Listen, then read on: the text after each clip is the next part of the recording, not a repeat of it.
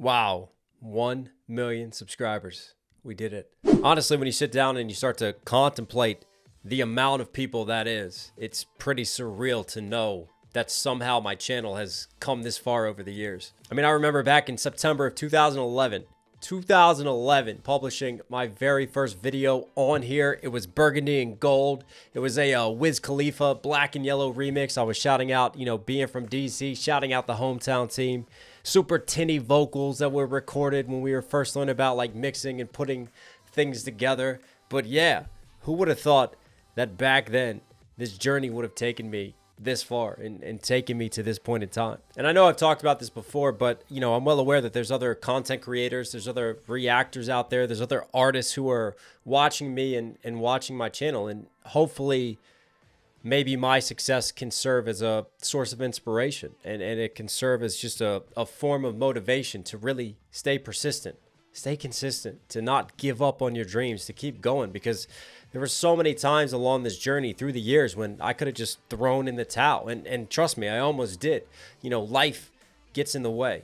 Life has its ups and life has its downs. And when you're down, like, life will just kick your ass. And when I had so much personal shit going on and just things overwhelming me, there were so many moments when I didn't want to carry on making content. I didn't feel like I had the energy, right? I didn't even know if I had the time to do it. I'm just trying to work to survive, to provide for my family, to do, basic things just to get by in life. So whether it was just sheer stubbornness and not knowing when to listen to the no's and listen to people telling you that you're bad, or just dogged determination. I mean, whatever it is that you love, I hope for one thing that you find it. I hope you find what you're passionate about. I hope you find what you enjoy. And then the second thing is, I hope that you find the energy and you find the strength to just keep going with it, to develop it so it turns into a habit, so it becomes a part of your daily routine. So no matter the ups and the downs in life, no matter what you're going through, you'll have things that'll blow up. You'll have things that won't do well at all.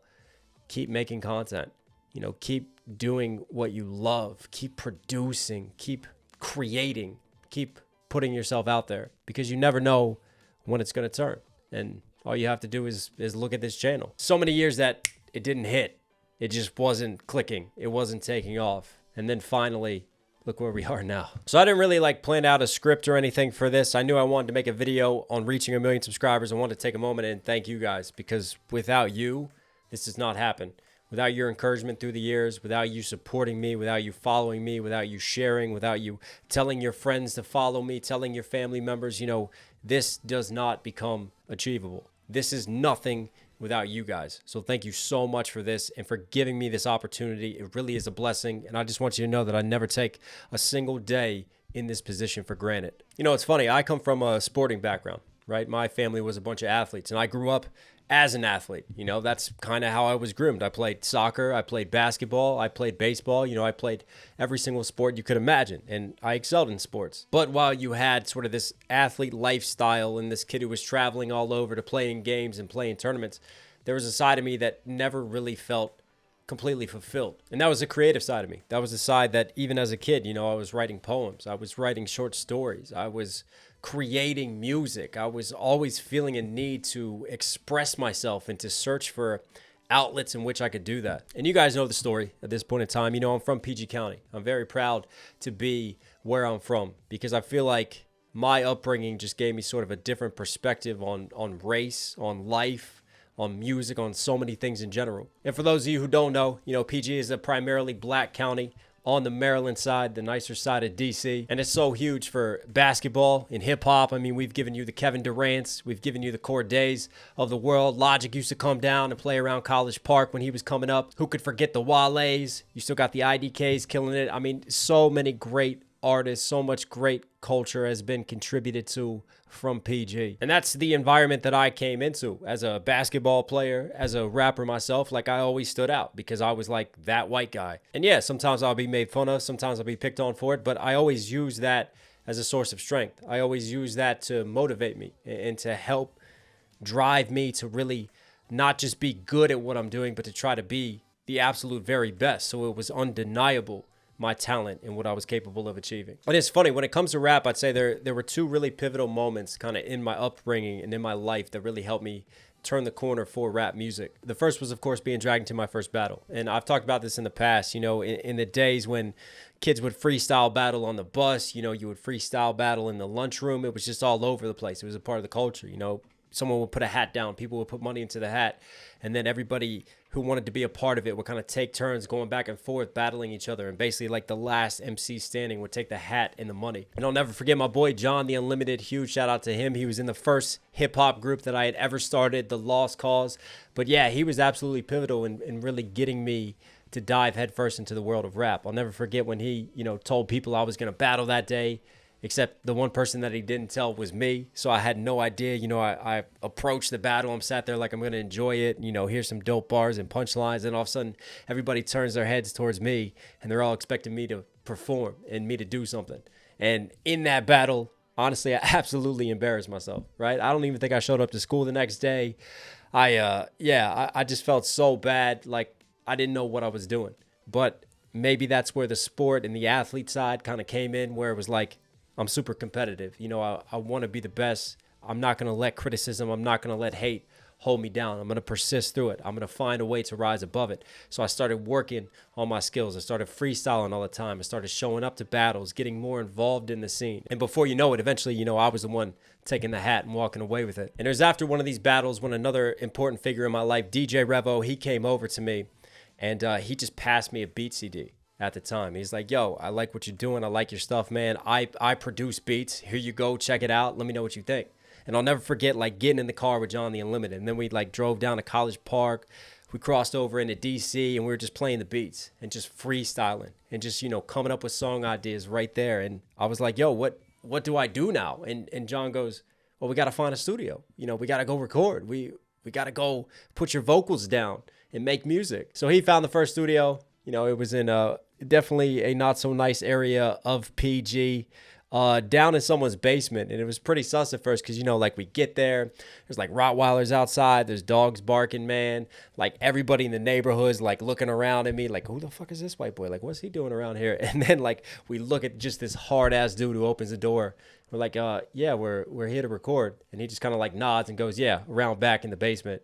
And then, I turned to John. I'm like, well, this is it. Like, I've seen this movie, except shit's reversed. White guy's going to die first this time. But no, it turned out to be all right. We went down into that basement and I recorded my first song, This Is What I Do. And I'll never forget that feeling of stepping up to the microphone for the first time and, hearing my voice. And I remember hearing my voice and being like, that's what I sound like. Like, I was just so shocked and floored by it. I didn't really like it at first. It took some time to get used to hearing me rap and hearing me in that way through the audio for the first time. But yeah, we started grinding, started going more and more sessions, and then eventually we put out our very first album. And it's funny because that album at that time, which is kind of like more of a mixtape, was called Chaos Theory. And you guys know that later on in my YouTube career and my music career as a solo artist, I released an album called Chaos Theory, which is probably like really one of the turning point albums for me and one of the ones that really started to took off and build a buzz for me. But fast forward for me and being an athlete, and I'll never forget, like, my senior year when I was getting recruited, when I was looking at schools to go play at, because, like, for me, sports was always a way up and out, a way to stay out of trouble, a way to, try to overcome some of the adversity that surrounded me, watching some of my friends fall into drug habits, some of them fall into, the dealing game, some of them getting in trouble with the law, some of them ended up going to jail. Like, I always had sports to kind of like keep me grounded and keep me focused. In my senior year, I actually had a really bad injury where I tore my PCL, I tore my MCL. I just basically totally fucked my whole knee up. And the schools that were talking to me at the time, even some that had made offers for me to go play, like they pulled it. That was it. Like, I was a liability at that moment in time. There was no guarantee that I was going to get back to 100%, that I was going to get back to my speed and my ability. It was a really bad injury. It required a ton of recovery time. I'll never forget, like, I was out for the season, right? I thought I had the whole world planned out in front of me. Now, all of a sudden, I can't do anything. I'm used to being so active all the time. Now I have to sit up and rest and heal and go through surgery and get better.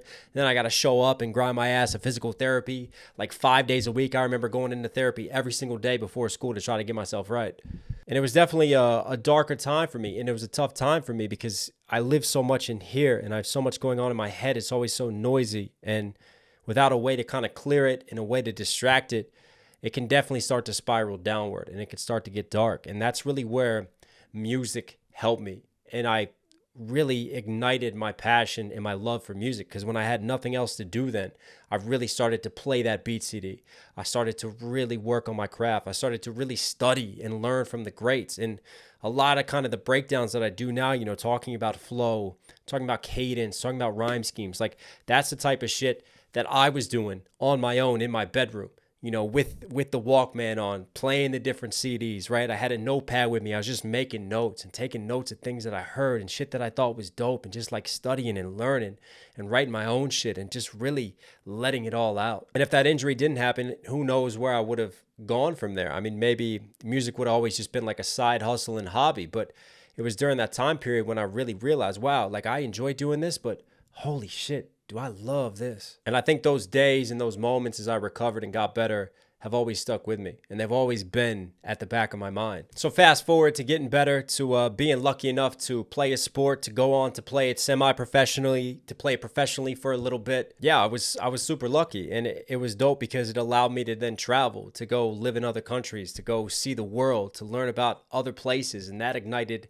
a new sort of curiosity and a new passion that I also share through my reactions to this day and all the different music and tastes and worldviews that we have and that we talk about on this channel. And my thought process was always right. Well, my body is only going to last so long. I've learned that lesson before, but music is going to be there with me for forever. So I'm going to try to do the sport thing first. I'm going to try to, put in that athlete life and do that grind, but I'm going to keep doing music. And then when this ends up where I can't take it any further, at least I have music to turn to. At least then I can really start to push things and move things forward and see where I can go. And speaking of injuries, unfortunately, I went through just way too many injuries. I can't tell you how many times I hurt my ankle. I'll never forget my senior year in college. I rolled my ankle to start the season. And I mean, the difference versus being in like a European system or being somewhere else is that your senior year is kind of your prove-it year before you could possibly get drafted. And for me, it was like, well, shit, what do I do? Like, I can't stop. I'm not going to get surgery on this. I actually didn't practice a single day that year. I only just showed up and played in the games and had physio done the rest of the time in between stuff. And I had a really great year. I think I broke like the scoring record, the assist record that year for the single season at the school. I broke it for a career as well. And I'm pretty proud to say that I still hold those records to this day, which is, it's pretty dope. But unfortunately, I kind of set myself up for failure for the future, because playing through those injuries and constantly going over my ankle and hurting it, like, man, I've just been through so much with it. I can never really have my career take off, because everywhere I went, every team that I was with, there was always an issue. I'd always get hurt. I'd never make it through a single season healthy. I was always trying to play through it. I was trying to deal with pain management. I've had surgery on it.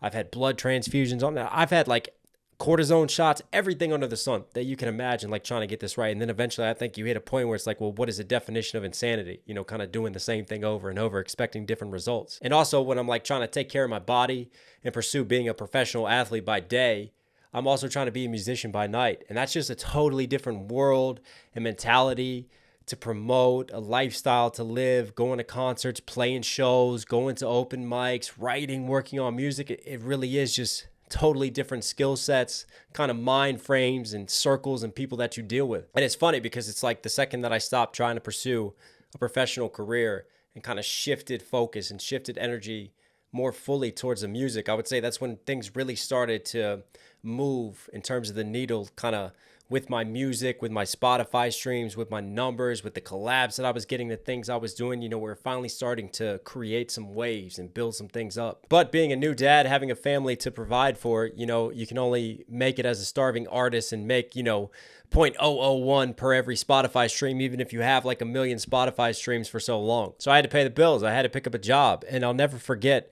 when COVID and lockdown hit, right? And I'm kind of sat there and I have this moment when I'm just like, wow, like I could lose my job here. Like, what am I going to do for my family? I've got these 2 little girls who are now relying on me. It's no longer just like being selfish and worrying about me. I'm worrying about those around me. And I have people I need to look out for.